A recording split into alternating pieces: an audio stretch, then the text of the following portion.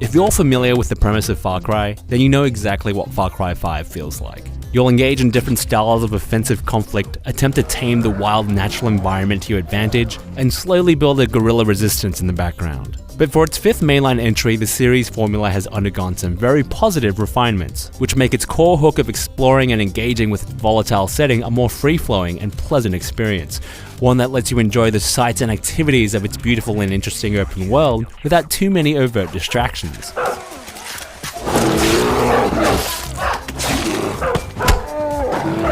The biggest change is that the series is finally confident enough to put you in charge of your own progression.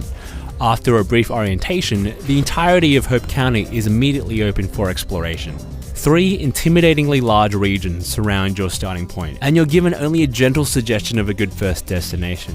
The moment when you're shown all the equally accessible possibilities and the furthest reaches of the map feels liberating. You may even be crippled by the choice, and that's a good problem to have. To accompany this decision, Far Cry 5 now handles its story progression in a more free-form manner. The goal in each of the 3 regions is to earn enough resistance points to hit 3 milestones, and subsequently have 3 encounters with 3 lieutenants of the Eden's Gate cult, with the ultimate goal of reaching their leader, Joseph Seed, the Father. Each of these individuals runs a different facet of the God-fearing group, but their role in the story ultimately isn't as interesting as you might think, despite Far Cry 5's potential for a controversial and politically charged narrative. Completing story and side missions is the most efficient way to earn resistance points, but you can also viably achieve your goal by performing smaller tasks that you might stumble across during your journeys. This includes rescuing civilians in random encounters, finding and destroying cult property, and liberating cult outposts. Mechanically, it's a great player-friendly system that rewards you no matter what activities you decide to do or not do. But the reason why it feels so good in execution is because of how you discover these opportunities in the first place. With the exception of each region's hub area and the whereabouts of specialists, who are support characters with unique abilities, no points of interest are marked, and the practice of finding and scaling towers to populate your map with icons has been removed. Discovering points of interest can be achieved in a few ways. Physically stumbling upon a significant area will mark it on your map. Actively looking at wildlife road signs inform you of the fauna in that region. Finding notes, maps, and magazines in homes and other buildings can point you to a number of different things, including prepper stashes, which involve solving obscure environmental puzzles that can lead to money and gear. Simply running into a civilian might give you the chance to talk to them about the latest word on the grapevine, about an outpost, side quest, or even the location of a story quest giver.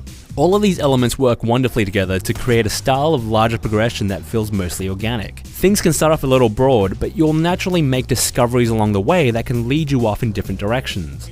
And since you usually don't have anything better going on, you can explore the distractions you might find with genuine curiosity, as opposed to because it was one of a dozen icons you arbitrarily picked as they stared at you from a minimap. In fact, there is no minimap, and it's one of the best things to happen to the series, as was also the case in Far Cry 2. There's a compass that helps you track your direction and will narrow down the general location of enemies and marked objectives, but there's nothing telling you about the specifics of an area. The lack of minimap allows you to see the trees in the forest, so to speak. You can focus on details in the world without distraction, and you can actively appreciate the stunning beauty of the natural environment and pay full attention to the intricate interior details in the homes and businesses you visit. The new freeform flow sits comfortably well with the most celebrated aspect of the Far Cry series, the capacity for you to engage with the game's conflicts in your own way, seeing what kinds of chance scenarios you stumble into, and attaining those water cooler tales about what happened next.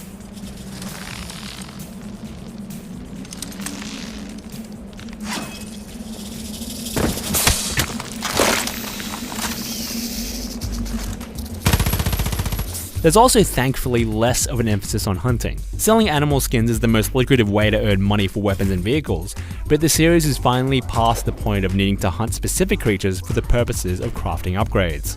Another fantastic change involves the aforementioned specialists and the more generic guns for hire. They allow you to command the unique skills of one of many support buddies, adding another fun and dynamic element to your toolkit.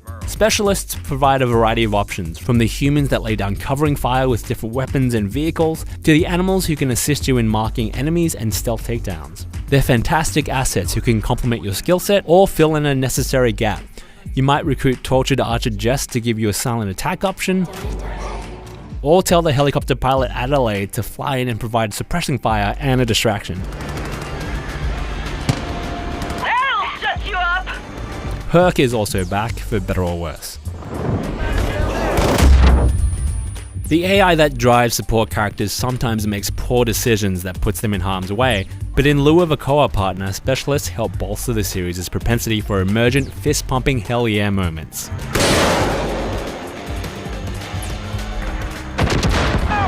And that's what Far Cry 5 is all about. Fluid and dynamic engagements that act as different canvases and let you use the game's variety of tools to finish the picture. At least, that's the case most of the time. There are a number of major story missions which are a lot more linear, and depending on your patience, they can be intolerable. Once you've hit a milestone in liberating a region, the Eden's Gate lieutenant in charge will capture you, whisking you away from the world no matter what you're doing. You'll escape each time, of course, and then plow through single-style corridor affairs until you escape or reach a boss fight to kill the lieutenant. These missions showcase some pretty stunning set pieces, but mechanically they're bland at best, featuring elementary stealth challenges, on-rails turret sequences, and monotonous platforming, among other scenarios. They're relatively brief, but they're semi-regular occurrences that pull you away from the world that makes Far Cry 5 great, and it's easy to hold that against them. What makes these missions more egregious are the prolonged, close-up encounters with the Seed family members upon capture. Joseph Seed and his lieutenants are nothing if not charismatic villains, and their performances are impressive. But every encounter you have with them is the same. You're restrained in some manner, and you can do nothing but watch them get all up in your face, preaching about topics that make sure you know just how evil they are, which becomes tiresome very quickly.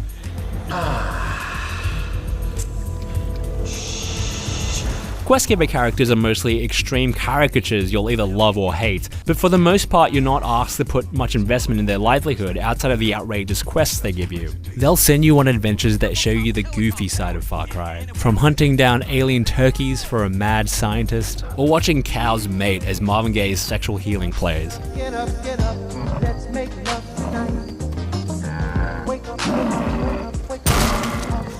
These missions feel more in line with the freewheeling spirit of Far Cry. The Seed family missions ultimately aren't an enormous detraction, but there are additional gripes.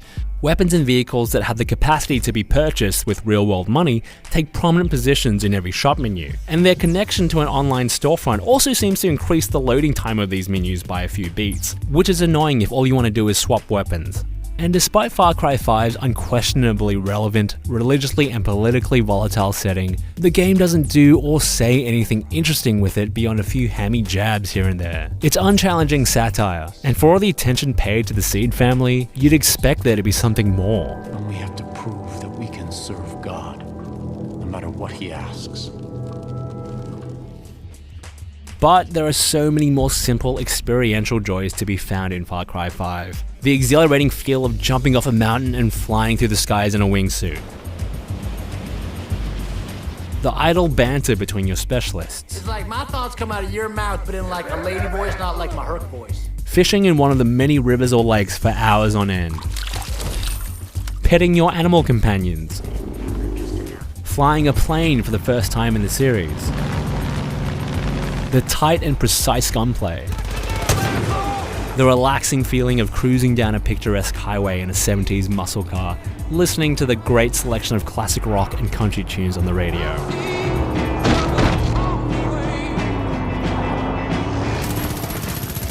If you'd rather experience this with someone who's a little more autonomous, or you prefer your worlds to be a little more bonkers, Far Cry 5 also includes a couple of major features: 2-player online co-op for the campaign and Far Cry Arcade. Co-op has a few restrictions. Being unable to save your mission progress unless you're the host is a disappointing one, but if you're happy to simply be that extra gun for hire, there's a lot of joy to be found in sharing Far Cry's exciting impromptu moments, because you have someone to rave about it with immediately afterwards.